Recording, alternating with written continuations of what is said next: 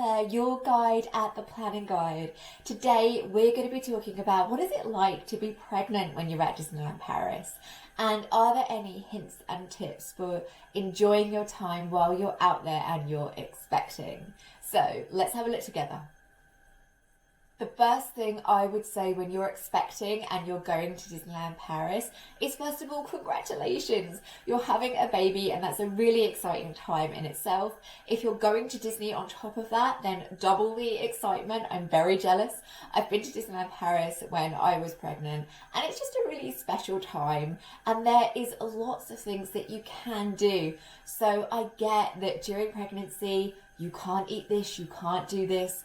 I like to look at things a little bit differently, and in this video we are planning for what you can do and what you can enjoy when you are pregnant and at Disneyland.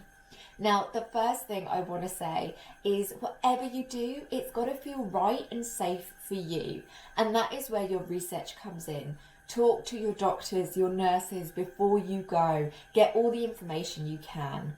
Ultimately, Disney want you to have a brilliant time when you're in their parks, and they put out loads of information for you to get comfortable with, and I've linked them in the article that goes with this video, so you've got direct access to their information, their guides and their maps.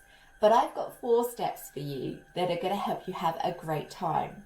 So let's go have a look. For step 1, it's to go to City Hall on your first day of your holiday.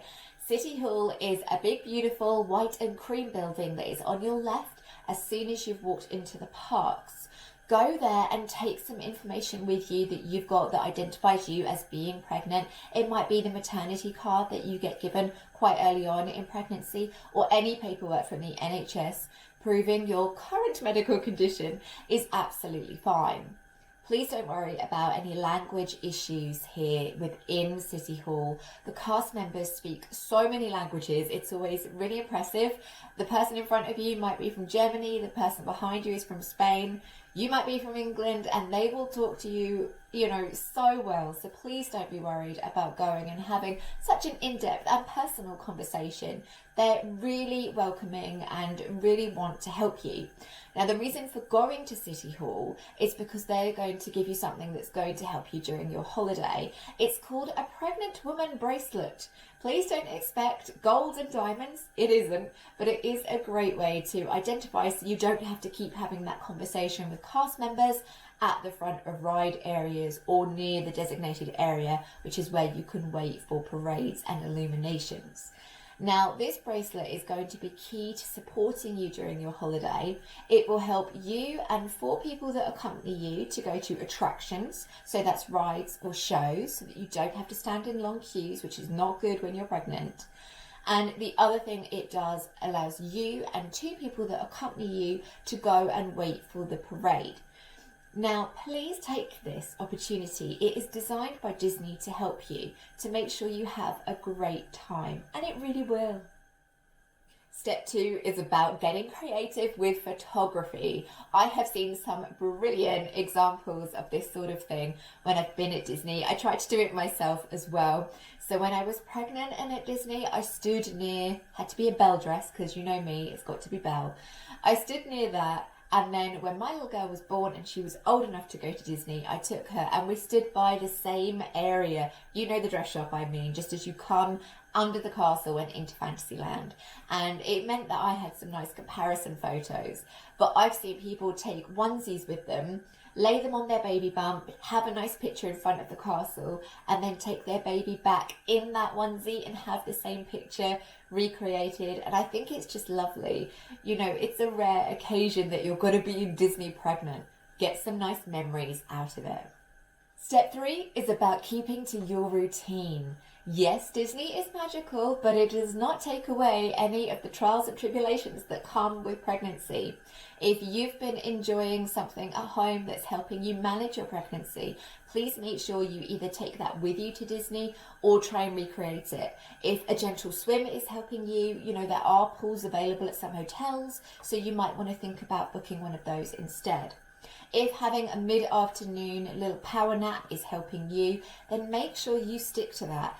Please don't feel guilty about needing to take some time out to manage your own well-being. It is essential that your routine at home is mirrored in Disney, whatever gets you through to have an amazing holiday. Step 4 is to get familiar with the accessibility maps. You can have a look at these in advance of going to Disney, or while you're there you can pick them up right from the front of the park.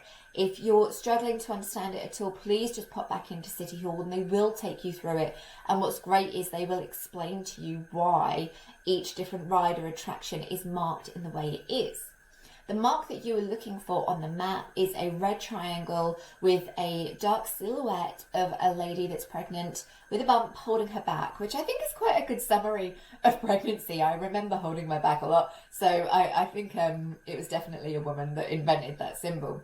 But it makes it nice and clear, so you can see that on the rides, attractions, things that they do not advise that you go on.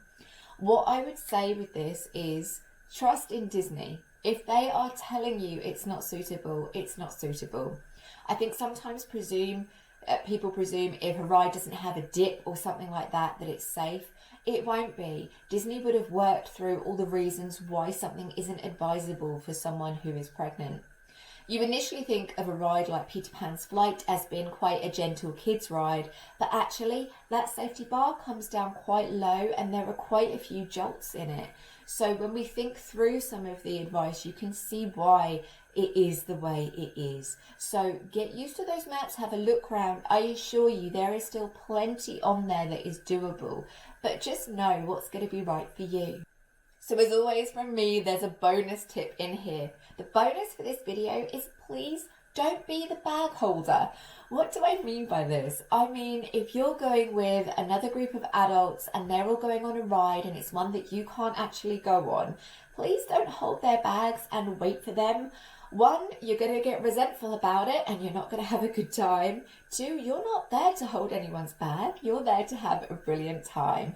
And 3, there is plenty for you to do. If they're going on to something, please go around that land. You don't have to go far to find something that you'll be able to do. Yes, you can go for a sit down if you want and have a snack or a drink, but I'm talking about entertainment.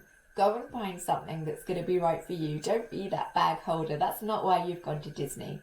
There's going to be plenty of time after the baby is born to be working to someone else's schedule. This is the time when it's about your schedule and just making sure that things are right so you have a great time.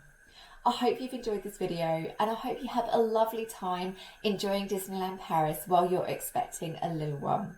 If you like the video, please give me that thumbs up and please subscribe for other videos. Have a great time.